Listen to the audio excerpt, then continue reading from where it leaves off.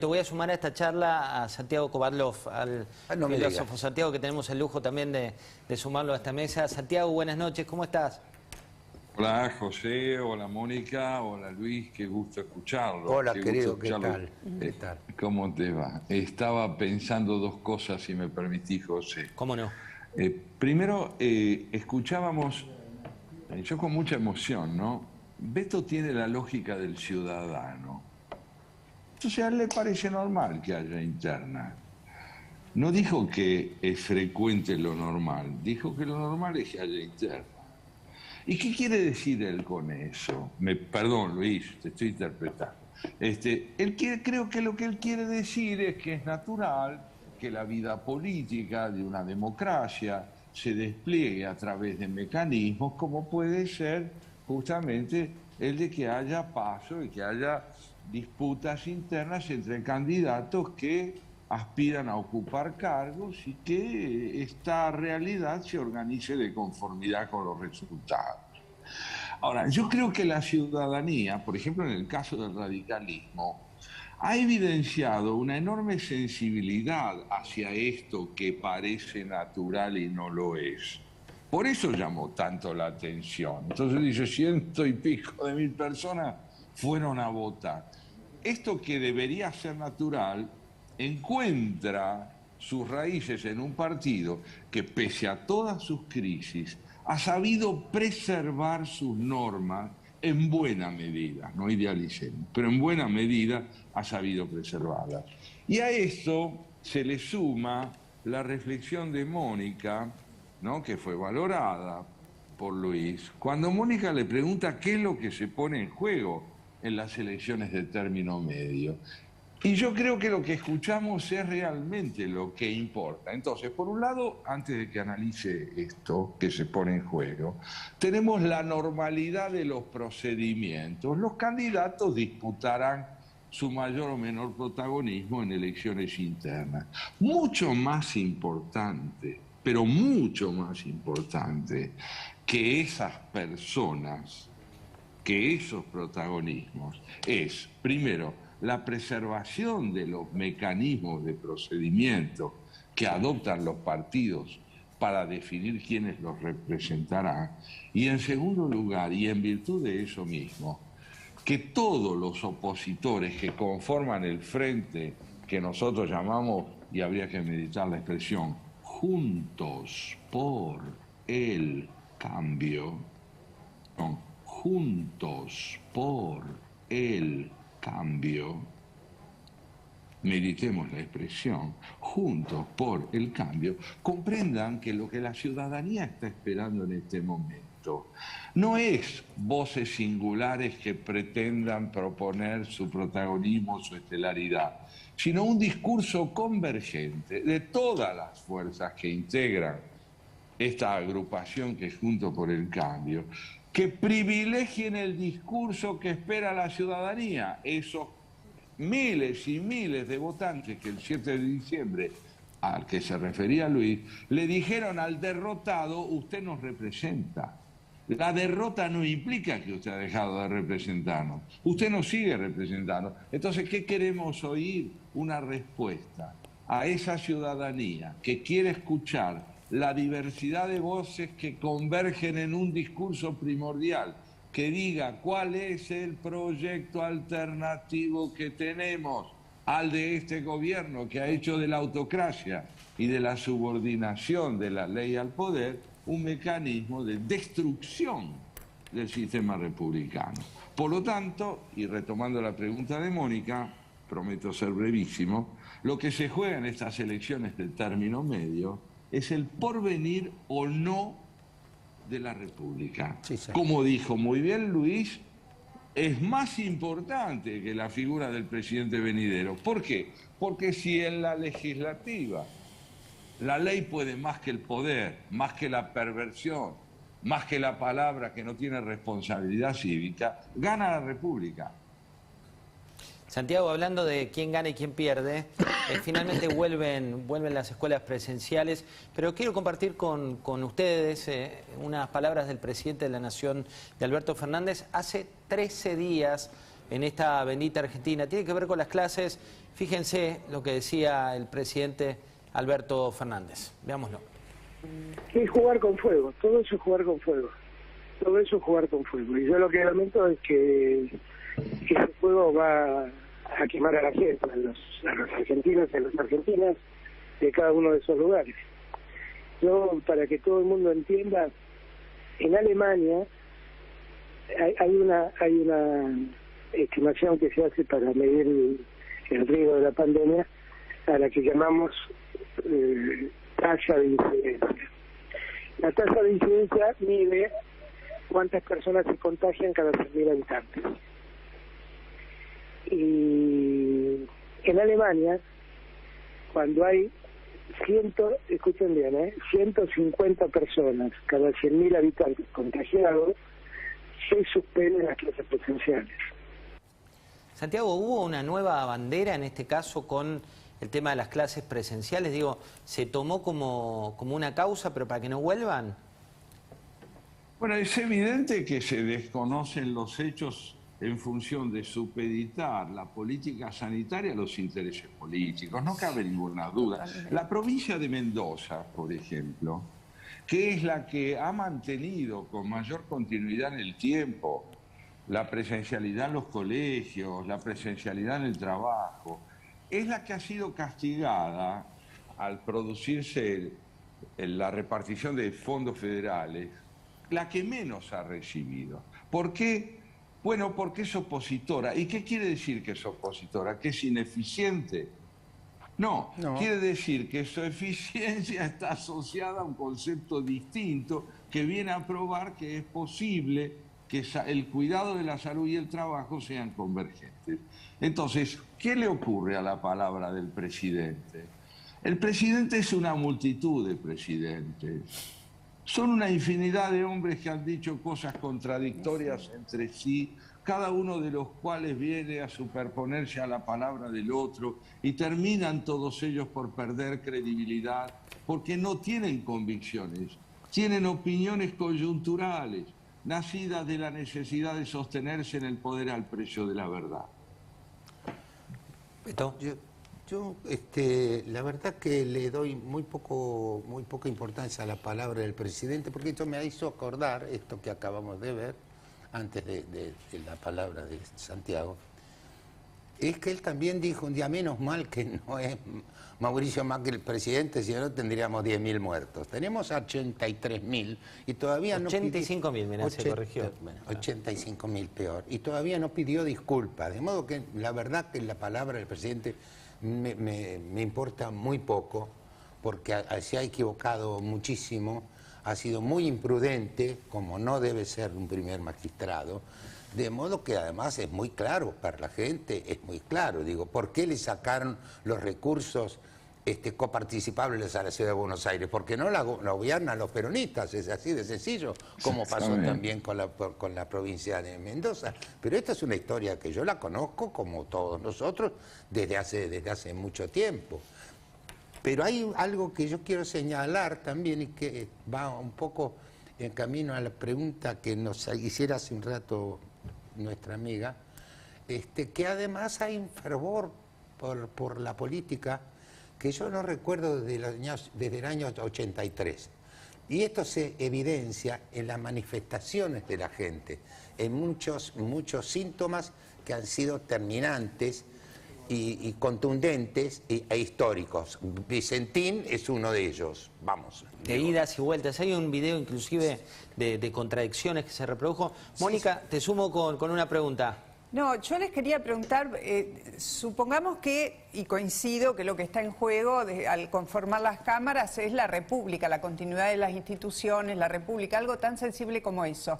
Pero la gente que va a votar en esta elección está atravesada por la urgencia del momento, que es una urgencia sanitaria, es una urgencia económica, es una urgencia de trabajo. ¿Cómo articula un discurso Juntos por el Cambio en función de seducir a ese electorado que está confundido y que siente que la agenda de la política está muy distanciada de sus urgencias? ¿Desde qué lugar? Porque me parece que cambiaron algunas cosas, tengo la impresión. Así como mencioné la despedida de un gobierno que perdió, con una Plaza de Mayo exultante, también la sociedad se manifestó de manera pacífica en muchas oportunidades. En el año 2017 hicimos una marcha en apoyo al gobierno, que recuerdo muy bien, con cierta simpatía, que los 3 partidos que conformaban la coalición de gobierno dijeron: nosotros no tenemos nada que ver con esta convocatoria, no nos oponemos, pero no tenemos ninguna responsabilidad. Era la que se orquestó por WhatsApp. Claro, y fue una cosa descomunal. No sé si ustedes lo recuerdan, fue creo el 1 de abril del 2017. Más después, las otras cosas que ocurrieron, como los banderazos, el presidente tuvo la desdichada idea de decir que un día van a venir, cuando pase todo esto, van a venir los argentinos de bien, o sea, van a salir a la calle.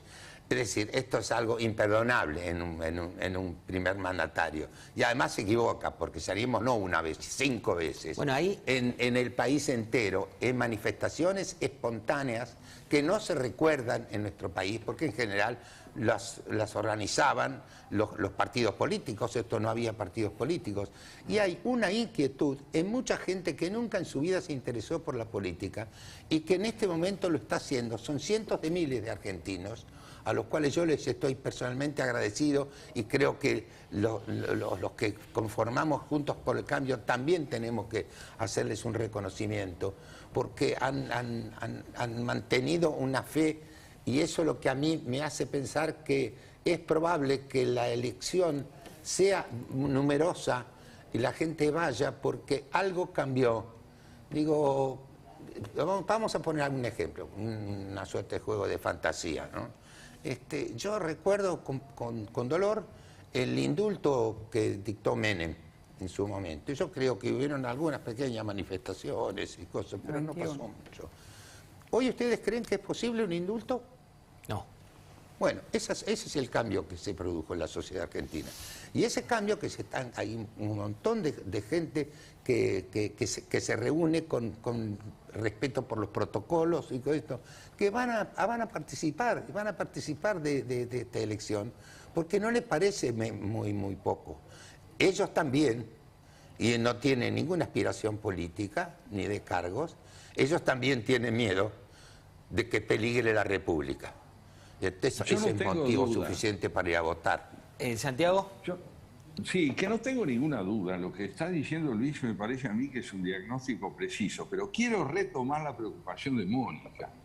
Lo que Mónica está preguntando es cómo se concilia la demanda de coyuntura, que es salud, trabajo, previsibilidad en el campo de la vida cotidiana, con la posibilidad de que la política pueda a mediano y largo plazo tener algún proyecto de nación que garantice que la República pueda afianzarse. Bueno, yo creo que la responsabilidad por la coyuntura la tiene en el orden práctico el gobierno. Si el gobierno no puede responder a estas demandas sociales que son urgentísimas y fundamentales, pues está realmente desacreditándose día tras día. Ahora bien, ¿cuál es la responsabilidad ya no de la sociedad, que ha crecido tanto, y yo lo creo, como Luis lo presenta? ¿Cuál es la responsabilidad de Juntos por el Cambio? Empezar a hacer oír un discurso a través de 4, 5, 6, 7 voces que lo representen, que sea orquestal, convergente, que sea capaz de presentar unidad en la diversidad, porque la gente está ávida de futuro, no solo ávida de coyuntura. Necesita un proyecto de país en boca de quienes dicen ser representativos de una alternativa. Interesa mucho menos la pelea interna o la discusión interna por los cargos. Ese es un problema natural.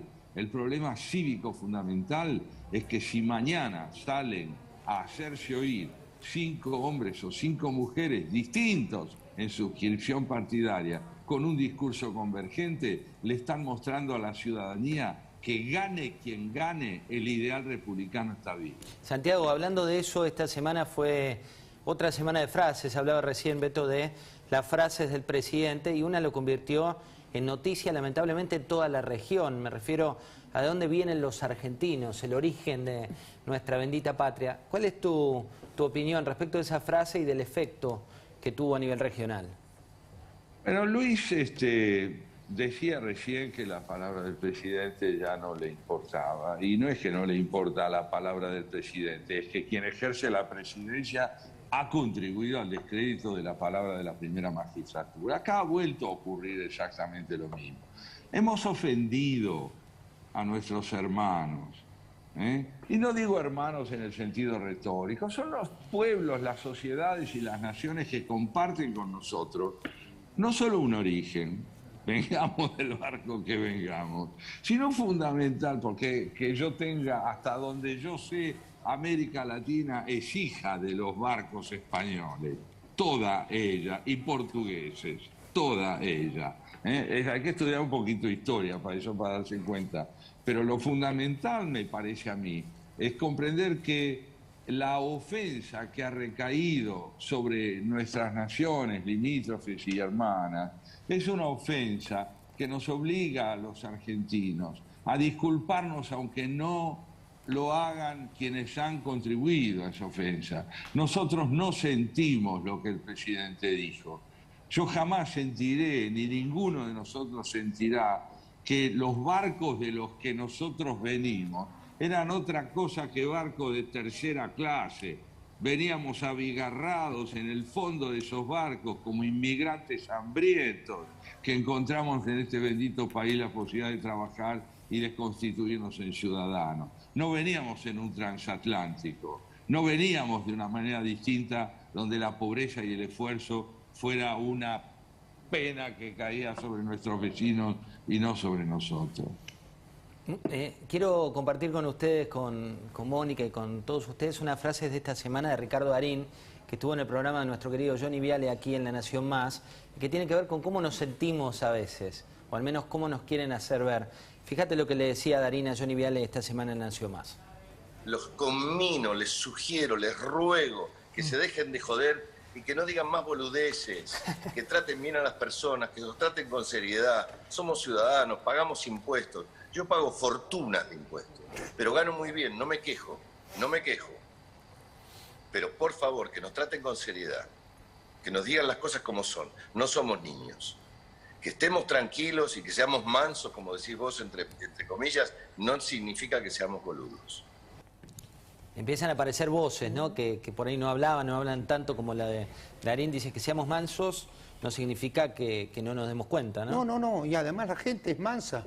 5 banderazos se hicieron en la República, en algunos con más de 300 ciudades en el país, una cosa monumental. No se rompió un vidrio, no se robó nada, no hubo ningún tipo de violencia. Así que en ese sentido me parece que es ejemplar la conducta de la gente.